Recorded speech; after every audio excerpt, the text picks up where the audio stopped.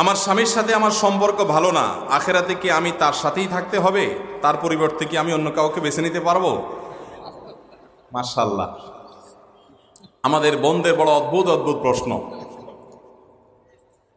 দেখেন, এই কপাল পড়া স্বামী কত খারাপ হলে এই ভদ্র মহিলা জান্নাতেও তার সাথে থাকতে রাজি না।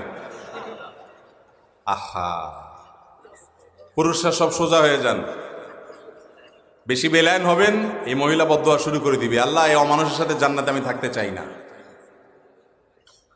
আল্লাহ আমাদেরকে হেফাজত করুন।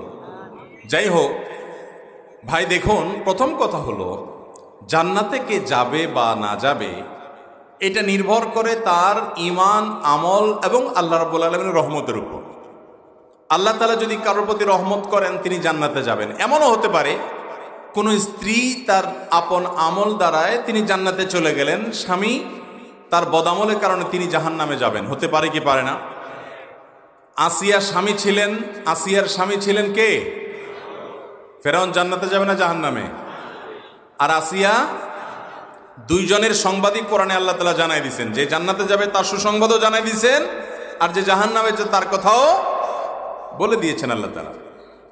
তাহলে বোঝা গেল যে স্ত্রী জান্নাতে গেলেই যে স্বামী চোখ বন্ধ করে জান্নাতে চলে যাবে এমনটি কোনো জরুরি বিষয় নয়।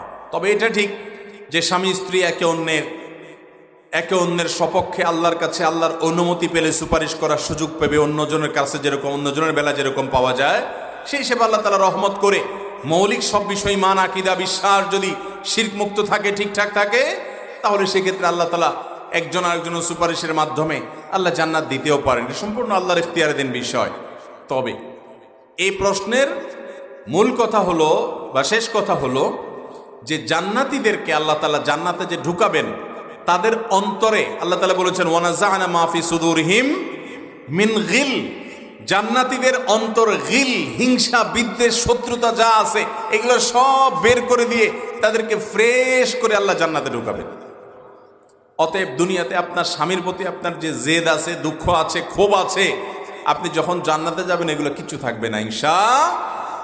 আমরা দোয়া করি আমাদের এই বোনের জন্য আল্লাহ তাআলা তার স্বামীকে যেন তার চক্ষু শীতলকারী স্বামী বানায় দেন।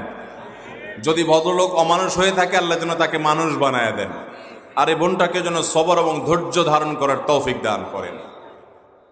অতএব স্বামী হিসাবে আমাদের ভালো থাকার চেষ্টা করতে হবে। ভাই, আপনারা সবাই একটা হাদিস জানেন, নবী করিম সাল্লাল্লাহু আলাইহি সাল্লাম বলেছেন খায়রুকুম লিআহলিহি ওয়া আনা খায়রুকুম লিআহলি। তোমাদের মধ্যে সবচেয়ে ভালো মানুষ কে?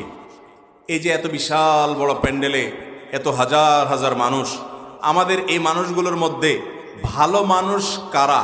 নবী করিম সাল্লাল্লাহু আলাইহি সাল্লাম বলেছেন যারা বিয়ে শাদী করে ফেলেছেন তাদের মধ্যে ভালো মানুষ হলেন তারা যারা তাদের স্ত্রীর কাছে আসলেই ভালো মানুষ হিসাবে স্টাবলিশ